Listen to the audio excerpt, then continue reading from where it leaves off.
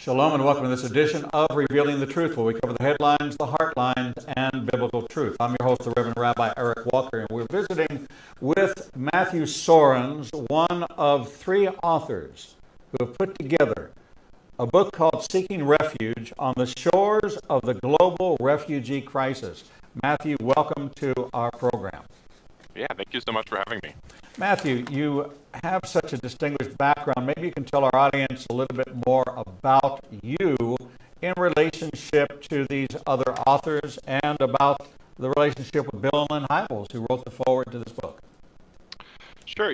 So a lot of my experience with the topic of refugee, the global refugee crisis, including how it looks in terms of resettlement for a small percentage of the United States, comes through my work with World Relief, which is the humanitarian arm of the National Association of Evangelicals.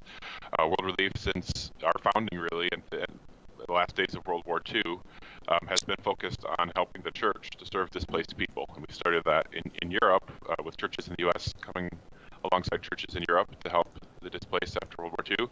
And then since the late 1970s, we've been involved in helping refugees to resettle in the United States, and that began in significant numbers with those driving from Vietnam and other parts of Southeast Asia. My own experience with World Relief, I started actually as a volunteer. As a college student, there was a Rwandan refugee family that moved into the community where I was in college outside of Chicago. And a classmate of mine basically asked one day, this particular family had mostly girls and then one teenage son. And she said that, she had really connected well with this family. They were strong believers, but she felt like their son, who was maybe 12, 13 at the time, would really benefit from a male mentor. And she asked if I could, help out. So I said I thought I could behave like a 13-year-old. I was pretty good at that. So I started visiting this family once a week. And really, I don't know that I had much to offer, except for that I was there to be their friend, help them understand some things about U.S. culture, help them to integrate into the community and understand how to fit in well, practice their English. They already spoke English to some extent.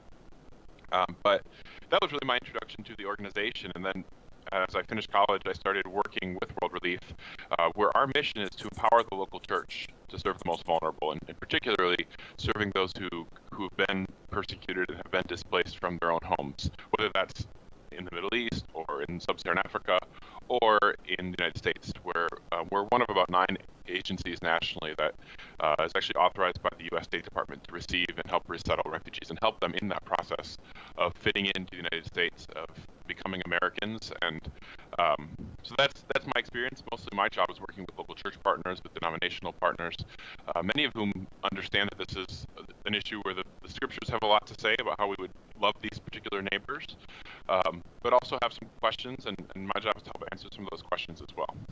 What are some of the most prevalent misconceptions in regards to refugee resettlement in America? Yeah, there's a number. I think one is the refugees and immigration more broadly sometimes get conflated. So there's lots of good, Christian discussion to happen on the topic of what about immigrants who are here unlawfully? How do we respond to that as believers? But that's actually an entirely separate question from those who are resettled as refugees. Anyone who comes to the U.S. as a refugee was screened and identified by our government and invited by our government abroad before they ever got onto that plane. And it's a very, very small percentage of all refugees worldwide who make that cut. I think another big misconception, and this is probably particularly true in the last 2 to 3 years, and it's driven by a lot of the media focus on the Syrian refugee crisis, because there are millions of refugees who fled Syria, most of whom are Muslims, is people tend to hear refugee right now, and they presume that is a Middle Eastern Muslim person. Yes. And again, there are some of those folks, to be sure, but that's not actually the typical profile of a refugee resettled to the United States. In the last decade, the number one country of origin for refugees selected for resettlement to the United States is Burma, or Myanmar in Southeast Asia. And 70% of those folks have been Christians of one Christian background or another. The largest groups are Baptist or Anglican. And they're actually, if you know anything about Burma or Myanmar, it's not that it's a Christian country by any means. Christians are a very small percentage of the total population there. But they meet this definition of a refugee, which is that they fled persecution. And unfortunately, in their case, that persecution is often specifically tied to their Christian faith. And that's not an atypical situation. Again, that's the largest group over the last 10 years. Last year, that they switched out, and the number one group was Congolese, coming from the Democratic Republic of Congo. case, they're also mostly Christian, of one background or another, either Protestant or Catholic. But they're not being persecuted primarily because of their Christian faith. They're being persecuted usually for their tribal or ethnic or political divisions. But they do happen to be Christians, and it's an opportunity to stand with persecuted Christians as we stand with and welcome them. What are the numbers? We saw staggering numbers in the campaign about the discussion between Syrian refugees, and you're talking about a different group now than this Muslim group that may some be included in this overall picture you're giving. But what are the numbers of persecuted Christians that are coming to America? Well, so last year, if you look over the last 10 years of the U.S. Refugee Resettlement Program, the number of refugees varies year to year. It's set on an annual basis by the president. It was set by President Obama the last full year of his term at 85,000. President Trump lowered that to 50,000 when he came into office. If you go back to like the early 80s, it was over 200,000. So there's times when we've actually received a lot more. In the last decade, there's no single religious majority, so there's no one faith background that is the majority, but Christians have been right around 40 to 45%, and that's the plurality. There's more Christians than those of any other single faith background over the past 10 years. Those folks are coming from a variety of countries and different parts of the world. So I mentioned Burma already, but even looking at the Middle East, I think people understandably hear Middle Eastern refugees and they presume that's Muslim. But one of the top countries in the last 10 years has been Iran. And the majority of Iranian refugees to the United States have actually been Christians. They've been uniquely persecuted, as I think we're all fairly aware, in Iran because of the Christian faith. Or if you look at Iraq, which has been there's been more than 125,000 Iraqi refugees resettled to the United States. Just about 33 to 35% of those have been of a Christian faith background. Many of them also served alongside the U.S. military as translators, and that's what has made them vulnerable alongside their faith. And then others who are Muslims were translators, and that's what made them particularly vulnerable and prioritized them for consideration for a settlement. But it is it's a broad set of countries around the world. It's not just Syria or just the Middle East. That tends to be the news story about the refugee situation. And I don't want to dismiss. There's a lot of very vulnerable people in the Middle East and who fled the Middle East. But likewise, there's many vulnerable people in Sub-Saharan Africa and in Southeast Asia and in Central America and in various other parts of the world. In Ukraine as well, we've seen a large number coming from Ukraine in the last few years. And again, a significant number of those have been Christians as well. When we take a look at the vetting process, which is what we hear the most about, what is it about that process that we don't understand, that you are familiar with because of your involvement, that I think the education awareness of American society has been so skewed by the narrative, the false narrative, it's such a blurred picture that there's no real focus. And I feel ill-informed because I'm hearing the reactive, and I don't know what the system is, what we actually do, what we don't do, and what we should do. Yeah, those are great questions, and I do agree. Most Americans have never had a reason to have to know the particular process that our government uses to vet people. I think the most important thing is a lot of Americans are under the impression right now that we have no process. Maybe that people are just washing ashore on boats and then we take them in. I had a little bit of a disagreement with our publisher at Moody Publishers because they put a picture of a boat on the cover, and I said, that's exactly the misconception that we're trying to help people understand. That is how many people reach Europe. It's not how people reach the United States. And that vetting process for the United States, first of all, it's important to know most refugees in the world don't get to come to the United States under any circumstances. There's 21 million refugees in the world. Our debates in the United States are, should we take 50,000 or should we take 100,000? Either way, we're talking about less than 0.5% that would even be considered for a settlement. The other thing that's important to know is you don't get to apply to come to the United States. You get selected to come to the United States.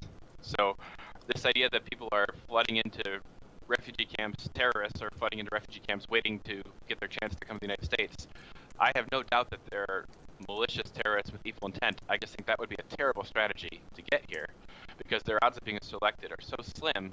And then once you are selected, it's not that you get selected for your golden ticket to come to the U.S. Then you begin that vetting process. And that's a vetting process that's coordinated between multiple parts of the U.S. federal government, the Department of State, the Department of Defense, the Department of Homeland Security. And it usually takes somewhere between 1.5 years to 3 years to complete the whole process.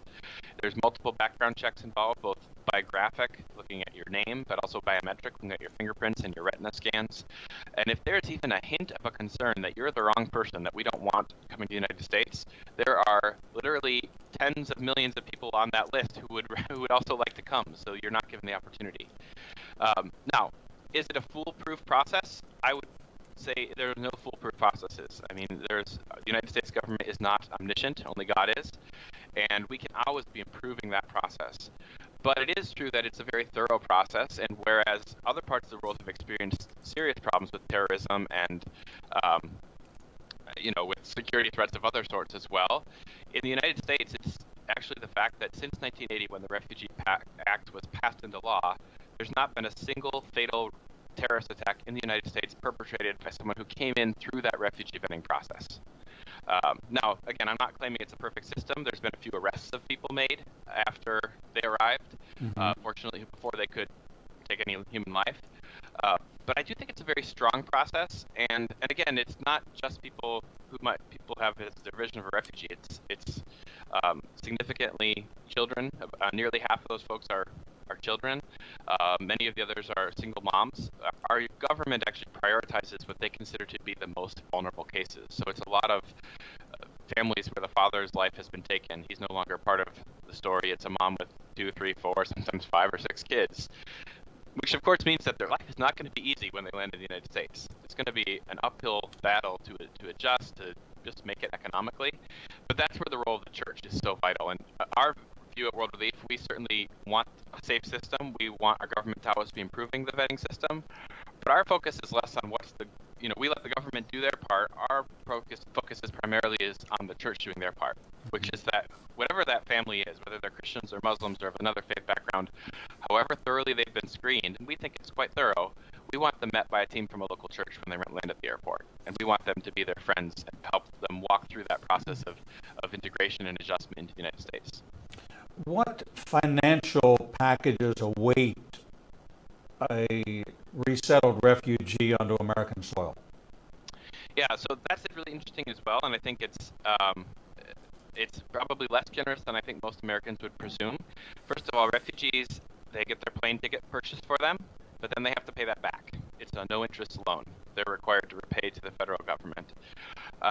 So they come in usually in debt, but $5,000, $6,000, $7,000. If you think about a large family traveling, on commercial flights from Africa or the Middle East or Southeast Asia.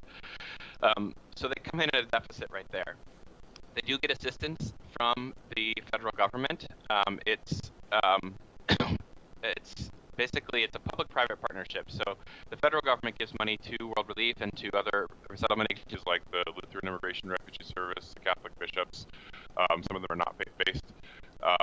And those funds go basically to cover their housing, usually for somewhere around the first 3 months. That's about all that the money will cover. It varies a little bit from one community to another. Obviously, the cost of an apartment in Chicago is not what it is where I grew up in Wisconsin. It depends a little bit on the housing market. But basically, they're able to have their housing covered, usually for about 3 months. And there's a strong focus on making sure that within those first 90 days or so, all employable adults, so this would be adults who are not very elderly or disabled, are into a job. So one of our first emphases as the refugee family arrives is to get usually both mom and dad into a job so that they can be covering their own rent fairly quickly. So for example, here where I work out of Wheaton, Illinois, we put people right into an English class and then a companion, what we call job class, which is basically basic job skills that they're going to need to know because, again, the background of refugees varies dramatically. Some of these are folks who have had significant education. We have people with master's degrees sometimes or doctoral degrees. But we also have people, and for example, the Burmese would be a good example. They were denied access to education as part of the persecution from their government. They often haven't had any school at all in some cases. So it's an uphill battle to learn English when you're not literate in a first language.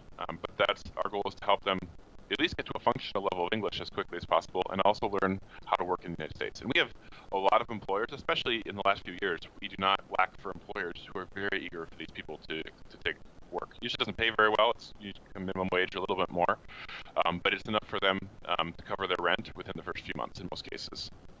You know, Americans are woefully ignorant of what other countries do. I happen to be quite familiar with what Israel does for resettling Jews who make aliyah or citizenship to Israel. You don't have to be a refugee, you just have to be Jewish.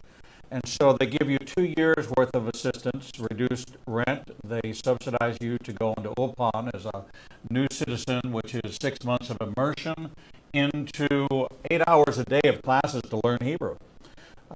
Then they give you a subsidy for 2 years.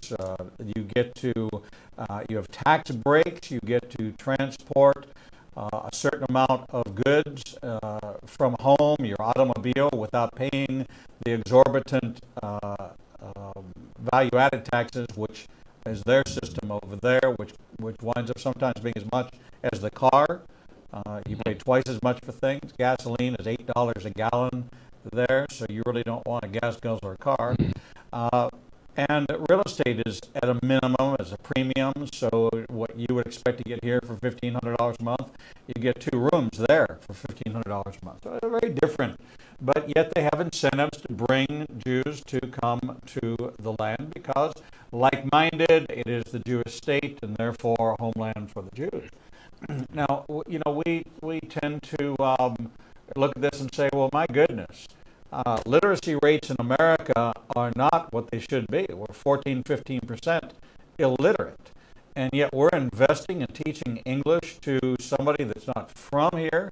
We're subsidizing them, teaching them English, and we've got this literacy problem. 75% of all youth that are in the juvenile system are functionally illiterate, but we're investing in a family to come from another country. And so, you know, Americans have this very different attitude about what mercy is, about what refugees are, because we don't know the persecution that exists around the world. We're woefully ignorant. 90,000 on average in the last 10 years, 900,000 Christians lost their lives at the hands of Islam and others who would want to crush the spirit and take the life of someone that dedicated their life to a following of Jesus as the Messiah. This is the biggest divide in the world today. Yeah, I mean, I certainly agree that there is. I think you're completely right that most Americans, I mean, they hear the term persecution and they don't have a category to think about what many of our brothers and sisters have experienced around the world. I certainly haven't experienced that personally either, but just having had close friends who've gone through some of that, I think I get a little bit closer to it. One of my co-authors for the book is, I mean, he's actually originally from Jordan, but he's a Christian, and he can speak to some of that more closely than I can. But I think you're completely right that people have this idea of refugees are just coming looking for a better life. It's much more complex than that. They didn't have the option to stay where they were. They were literally facing death in many situations. Many of them would love to go back to their country of origin if it was safe, but it's not usually, unfortunately, for many years. And like you said, there's other countries around the world. It's interesting describing what Israel does for people of Jewish origin who come back to Israel. Other countries treat refugees that way. It's a much more generous, you can argue whether that actually incentivizes them to work or not. But for example, Canada or Sweden provide a lot more in terms of financial support and subsidies for refugees whom they resettle. In Canada, for example, I mean, they resettled 46,000 refugees last year. That's a little bit less than the United States, but for a country with a population that's 10% of ours and an economy about 10% of ours, it's actually quite remarkable how much they're doing. And they actually don't push people to work right away. They tell them to be in English classes and French classes actually as well. They want them that full time. It's a different model. I don't know if there's one better than another, but our focus in the United States program, our government's focus has definitely been we want to push people to work and become self-sufficient as quickly as possible. And that also makes the amount of money that goes towards refugee resettlement in the large scheme of things is actually very minimal, but it stretches that money out to be giving out as a fairly modest amount. And I also think it's important that, we can look at how much things cost, and that's appropriate. We also need to look at what are the benefits that we then get, as a nation on a moral level, because we're standing with persecuted people, but also just economically. I mean, if you look at the companies in this country that were founded by refugees, companies like Google, a company that is now, by one measure, the largest company in the world and employs tens of thousands of people, started by a Jewish refugee who'd fled the former Soviet Union. As a child, our country didn't select him because he was brilliant. We selected him because he was fleeing persecution, right? And we wanted to shelter them. And not that everything Google does is perfect, but it's it's a tool that most of us use probably every day and creates a lot of economic output for the United States as well. And you could go through, Intel, also co-founded by a refugee. You could go through a number of companies that have been created by refugees and that the United States has benefited from because historically we've been a beacon of freedom. Well, you're exactly right. My family came through Ellis Island. They came from my grandfather from a country called Galicia, which was southern Poland, western Ukraine. It was a pawn in the Prudo-Russian Empire. It was traded back and forth, back and forth. It's actually the picture of the 1904 city of Fiddler on the Roof. Anatevka was this 1904 shtetl when my grandfather came to America. My father's family in 1934.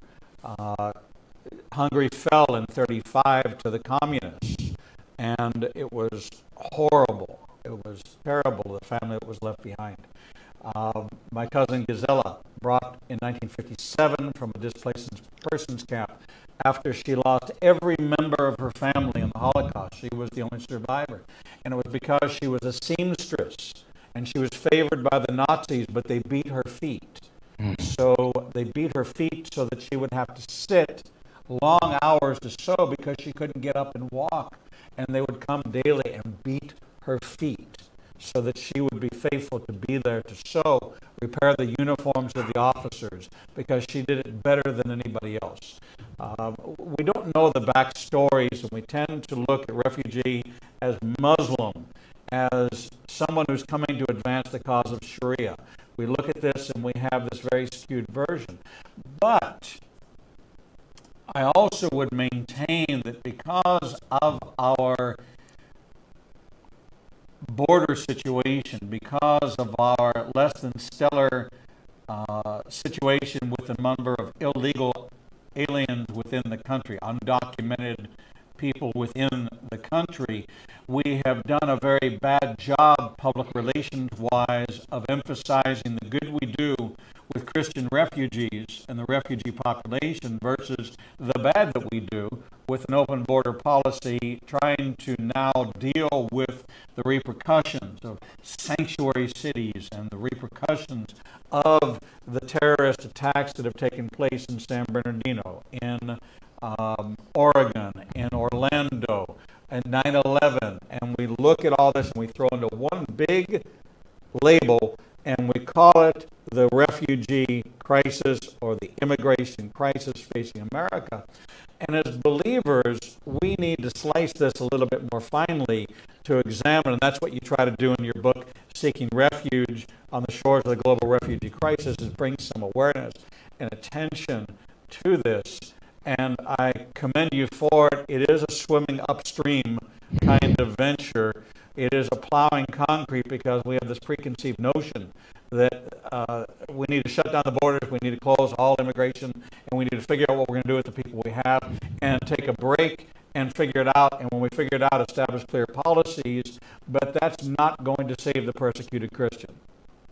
That's right. I think it's really easy to look at this as one big issue, and it's actually many complex issues. And even any single one of those, then you've got to dive even deeper to look at the complexity. So some people would say, well, let's stop letting in refugees. If we do so, it's Christians who will be the primary people who are disadvantaged by that, and some of them have nowhere else to go. And then there's a domino effect, because other countries that take in refugees say, well, we were under some pressure from the U.S. to do this, but if they won't do their share, we won't do any either. And the situation for the persecuted church, among other vulnerable persecuted people, but of course I have a particular concern for persecuted believers, is really dire. The U.S. Refugee Resettlement Program has historically been a lifeline for the persecuted church. Not most of them, but at least for a small number. And that's then had a diplomatic effect, encouraging other countries to keep a compassionate policy towards those who are fleeing persecution as well. We're talking with Matthew Soerens, one of the authors of Seeking Refuge on the Shores of the Global Refugee Crisis. Matthew is the U.S. Director of Church Mobilization for World Relief and brings a great deal of clarity to focusing in on the Christian aspect of this refugee crisis. And it is at a crisis point. We're woefully unaware of what's going on outside of our borders in the world at large. 90,000 Christians on average losing their life every year for the last 10 years because of their faith in Jesus.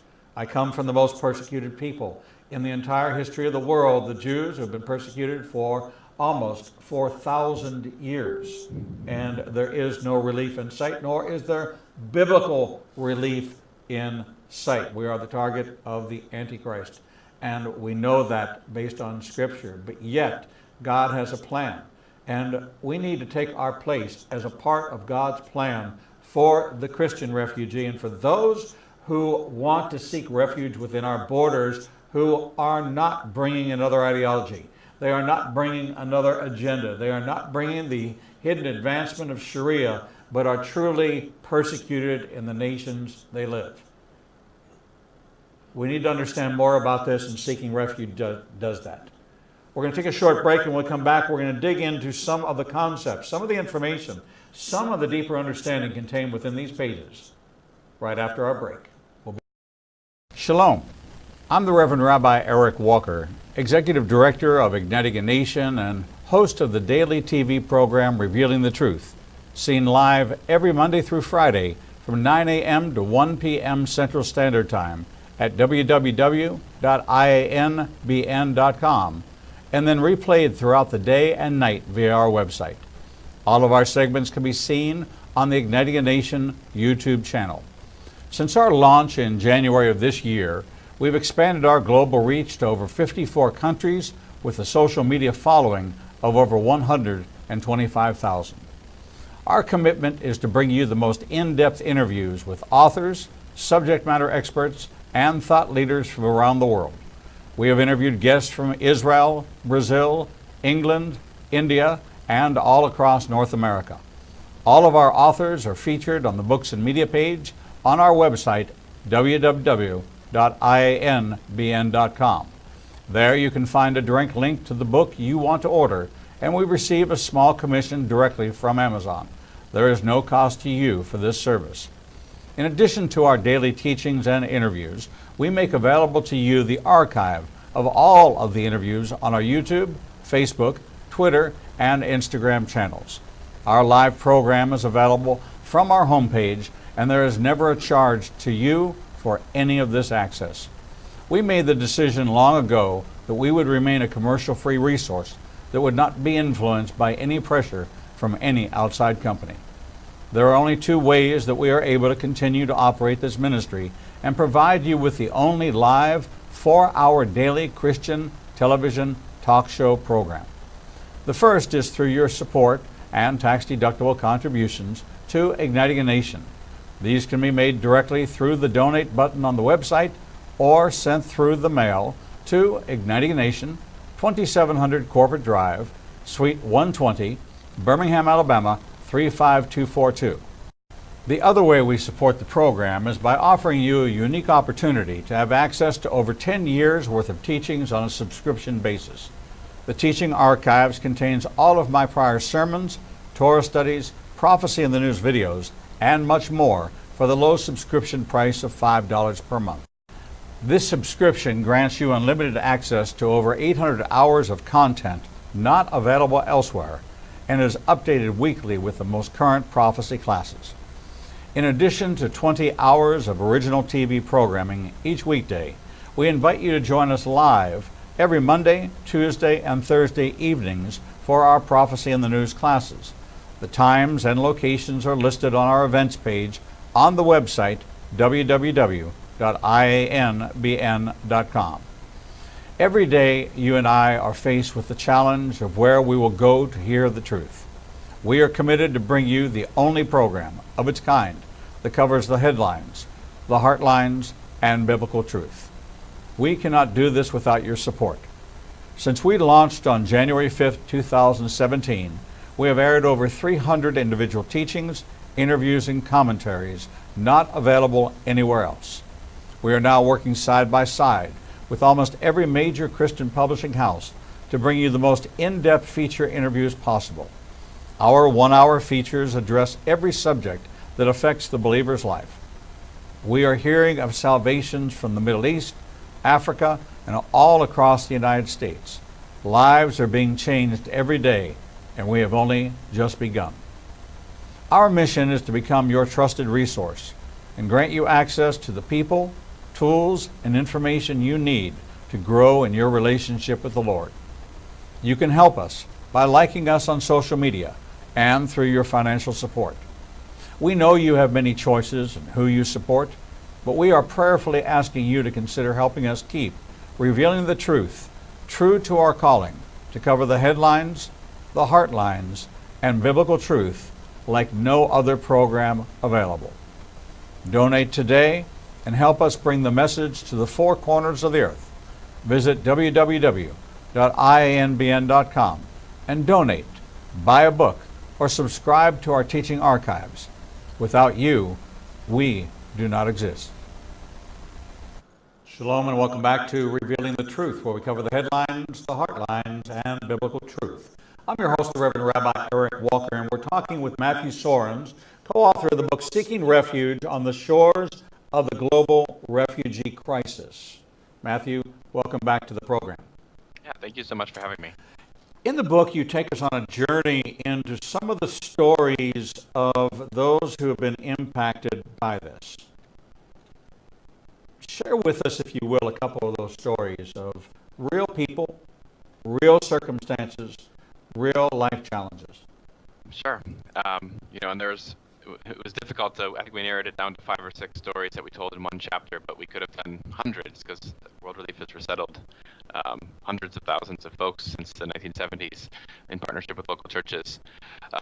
One story that I think for me is really powerful, and it's actually now of someone who's worked with World Relief, but he's a young man named Thai. He came from Laos as a small child, so he's kind of an older case.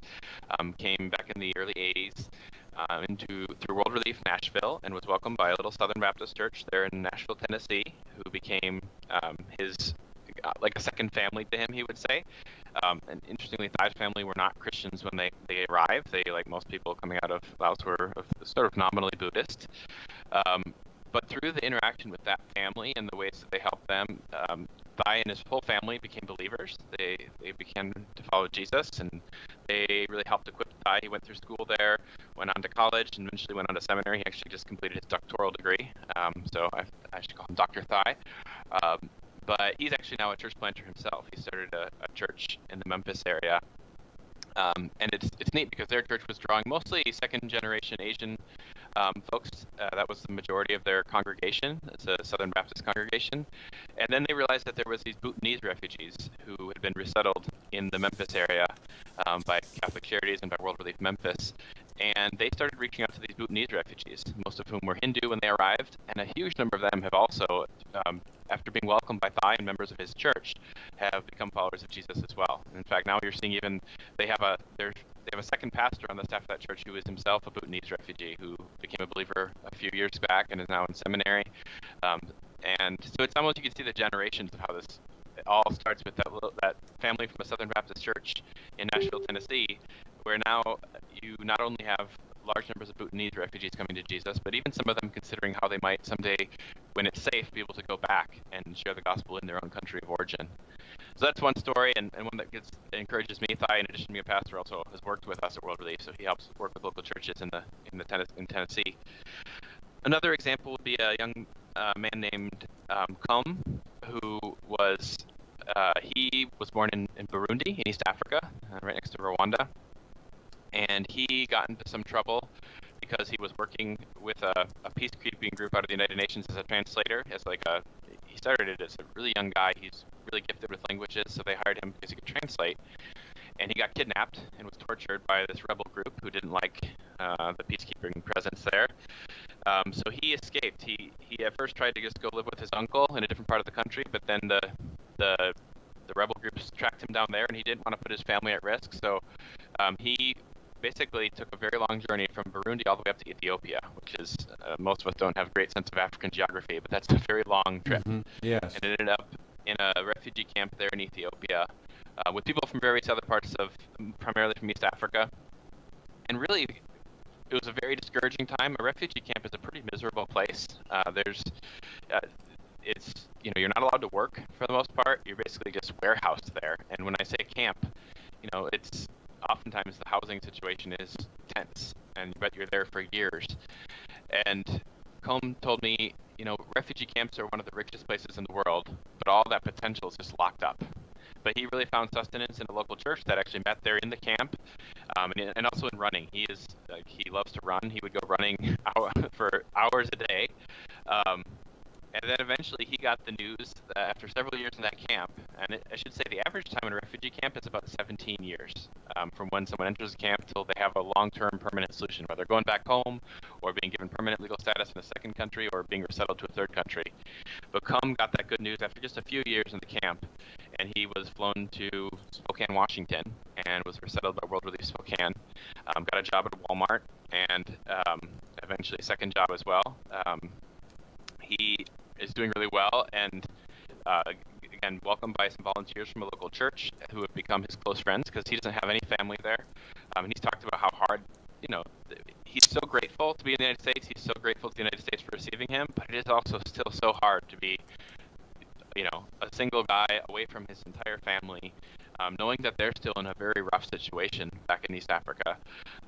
But he is just a really remarkable person who really inspires me as I see his faith and the way that he's relied on prayer to sustain him through circumstances that frankly are much more difficult than I have ever had to experience. So I could keep going, but there are so many stories like that, and we try to tell as many of them in the book as we had space for. Now, what ongoing interaction do you have with some of these individuals that you've learned about or that you're personally involved in facilitating or coordinating? Yeah, so organizationally, somebody from World Relief is usually in touch with most of these folks for the first several years at least, and in some cases, we stay in touch for much longer, just on an informal way. The church teams that we connect them to are often connected much longer than the World Relief staff maybe, and that's intentional because our job is to really help launch them onto their feet, help them with kind of adjustment and integration and finding jobs and all those things. But we want the church to be a long-term part of their integration into the United States. But some of the folks that especially here in the Chicagoland area, I'm in touch with on a regular basis. I started by telling you when we started about this Rwandan family that was resettled about 12 years ago now. I had lunch with that formerly 12-year-old boy who's now, I guess he's 23 or 24, a few weeks ago. And he's finishing college now. I drove him to a job interview after we had lunch at Chick-fil-A. So, some of these folks I'm able to stay in touch with for a long time. And his family's doing great. His parents now run a taxi business. They own several cars that other people drive. And several of his sisters are in college. One went to Wheaton College down the street from where I am. One went to Notre Dame.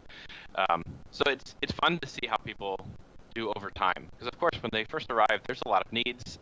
It's a cultural adjustment that is, it's difficult. I don't want to sugarcoat the emotional difficulty of starting over in a new place. Sounds fun, but it means you're giving up in most cases on the hope of starting over back in your own country, of rebuilding what you had.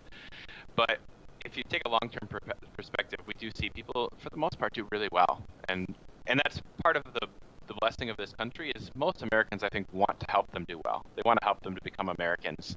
And that's what most people are, eager to do. I've been to more naturalization ceremonies probably than most Americans get to do. And it's always really, in some ways, quite inspirational to see people go through that final process. For refugees, they're allowed to apply for citizenship 5 years after arrival, where they're pledging allegiance to the United States. They want to embrace what it is to become an American.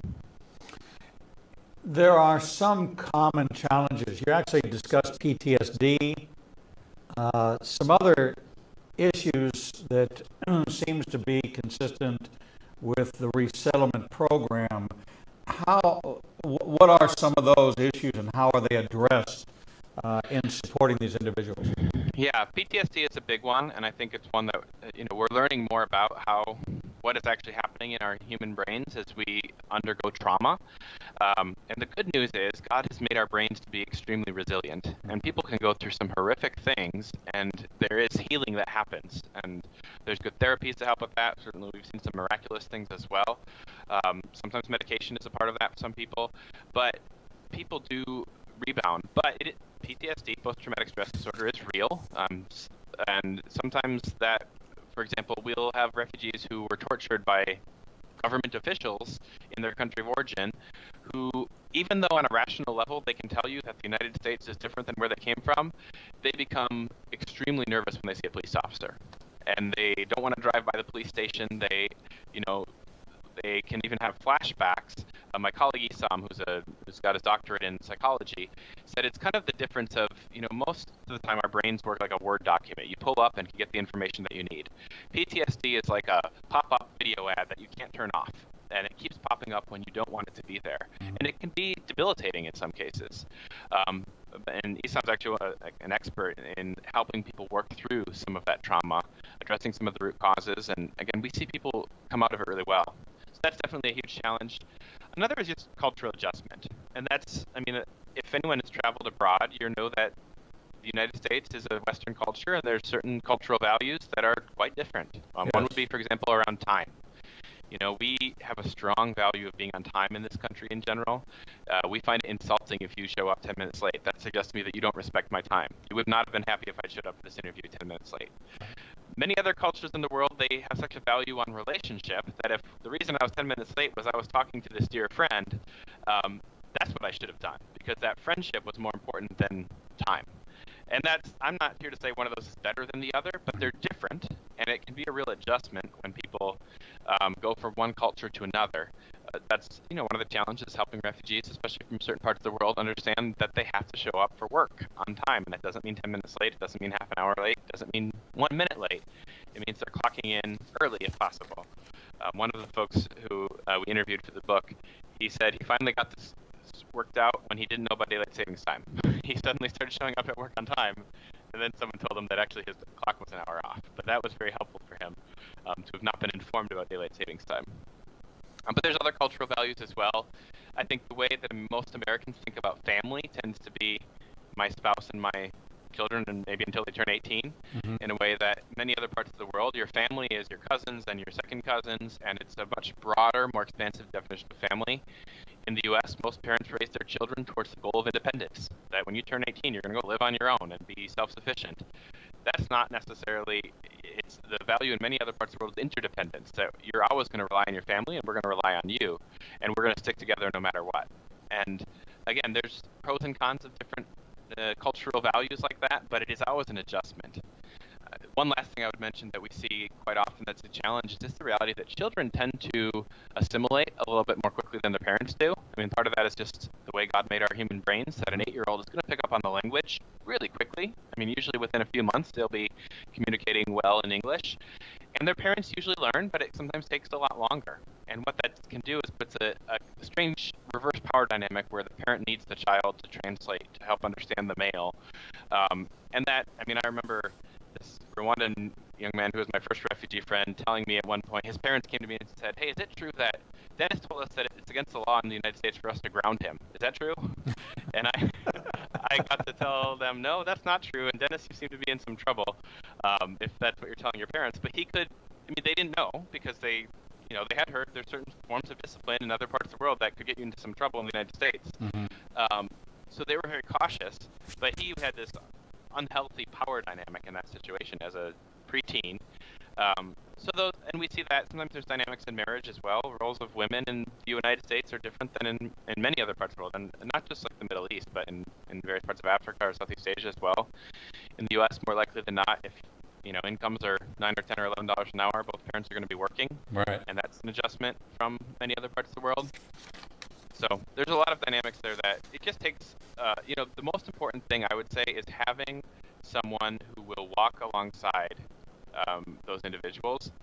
who knows the culture. And that's why we're so passionate at World Relief about empowering the local church. Again, because our resources are limited, we certainly want to do the best that we can as an organization, but we want the local church, usually we call it a good neighbor team, this team from a church who's going to be there ideally from the moment the family arrives at the airport till, well, in some cases it's a friendship that goes right on into eternity. But we want them, at a certain point, they're not going to need a lot of help anymore. But there's an ongoing friendship. And up front, there's a lot of explaining how the culture works, how values work in this country, how simple things like how to go grocery shopping or how to write a check out of a checkbook, or I guess fewer people even do that anymore, how to use your debit card, or, all how the mail works, what this letter from your kid's school means. All those dynamics that we rely very heavily on church-based volunteers for.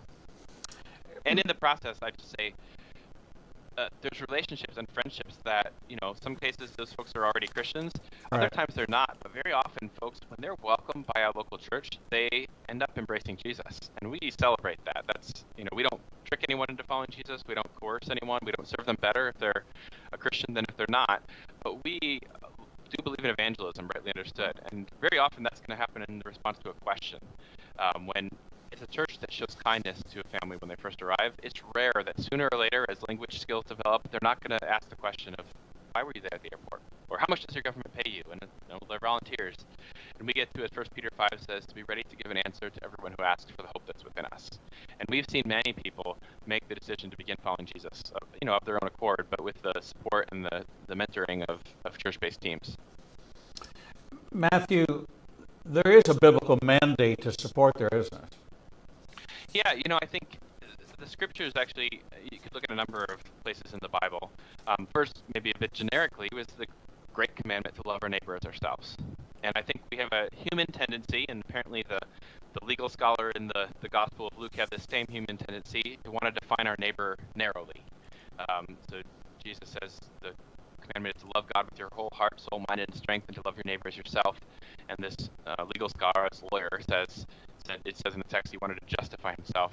He says, well, who is my neighbor? And Jesus, of course, tells the story of the Good Samaritan, which tells us your neighbor could be someone of a different religious tradition than you. The Samaritans were not the same as the Jews. It could be someone who's considered a foreigner. It is someone who's in need.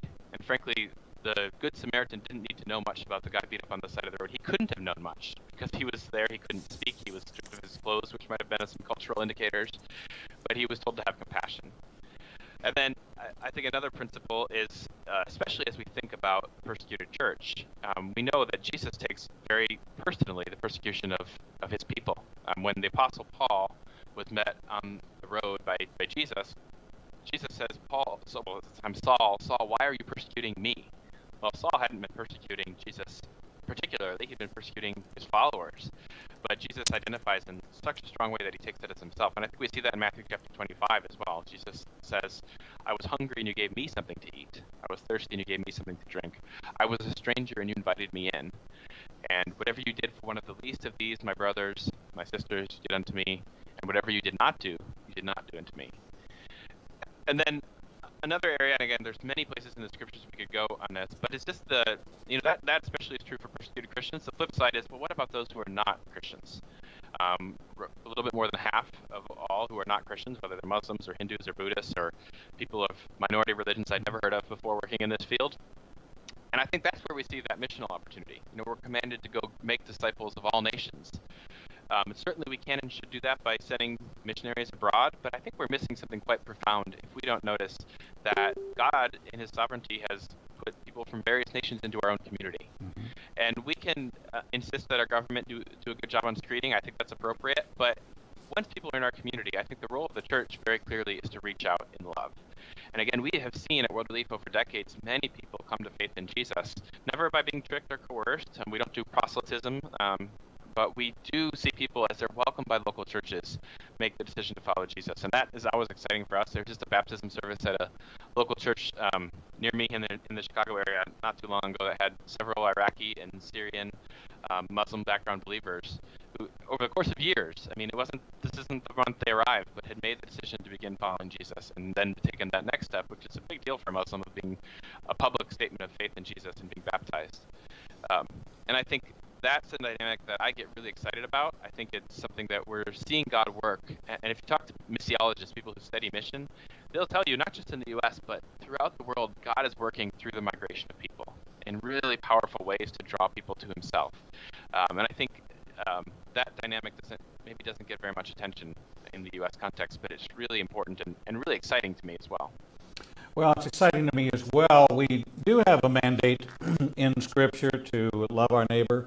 We also are to look at the sojourner or the stranger among us, but with the caveat in Scripture that they have pitched their tent with our camp, not bringing a different camp with them. And I think this is the fear and concern of the general American public, is that there's the hidden agenda of the Muslim percentage of the population that are being resettled in America, that they bring the advancement of Sharia, which is a law considered to be above the Constitution. And, from your information, there is a vetting process. No vetting process is fallible. The idea of misdirection or deception certainly can be. I think that Americans are cautious because when we look at the fact that we have so many ways to check your background here in America because of Equifax or Experian or TransUnion, you have a credit profile, Social Security number, you have a police record, there's all public information that's available. In the Middle East, you don't have that. In the Muslim nations, you have that in Israel, which is a democracy, kind of a parliamentary democracy, a hybrid, if you will. But in the other nations, which are predominantly Muslim, the individual's identity, like in communism, is really what your identity is in the Quran, and in Islam, not your personal identity. We seem to emphasize that in the West, in westernized Europe, but not in the nations where we have our deepest concerns and where we can tie persecution. The arms of persecution throughout the world are predominantly Muslim. When we take a look at the 90,000-a-year deaths, those are attributed to Muslims, not attributed to communist governments or fascist regimes.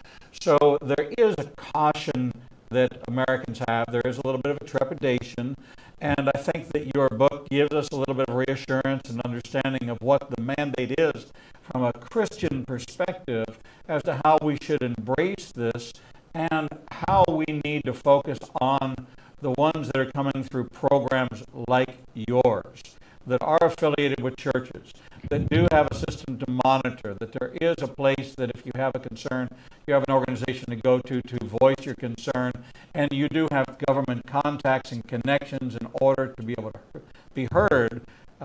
Maybe that is the answer, is that we affiliate more with the organizations who specialize in this particular area and depend on those relationships through the church to give us the proper amount of information, the right amount of contacts, and to voice our concerns in an edifying and open dialogue rather than doing this in darkness and secret and doing it out of fear.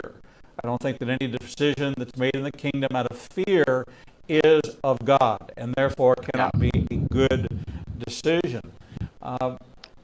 So I applaud what you're doing, and I applaud what you're exposing here in revealing to those who have an interest that want to be informed and educated. I think that that is what is going to diffuse some of the bias that we have in our preconceived notion of what a refugee is and who they really are. So, Matthew Soerens, I thank you so much for being with us here on Revealing the Truth and sharing the story of Seeking Refuge on the shores of the global refugee crisis. I encourage our people to support the work of World Relief and organizations like that that are mobilizing the church to play a more active role in the resettlement of refugees and apply the hands and feet and love of God through the shed blood of Jesus in being able to open up your doors, your hearts, your wallets to support those who have been persecuted because of the governments and the countries they live in. Again, Matthew Soerens, thank you so much for sharing this story with us here on Revealing the Truth. Thank you, Rabbi. We are now going to bring to an end our broadcast today, but just the live portion. Our rebroadcasts are televised 24 hours a day, 7 days a week, both here on Facebook Live, on ignitinganation.com, and then later on today they'll be uploaded to WND TV and our YouTube channel, Igniting a Nation. We encourage you to visit us on the web at ianbn.com, ignitinganation.com, click on Books and Media. Scroll down, and all the authors we interview, their books are available right there through a special encoded link. You don't bless us, but the vendor does. And so we ask you to go through our portal to encourage us and to continue to support us in this way. It doesn't cost you a thing, but make Amazon or Christian book distributors pay. We like it that way, and I know you do too.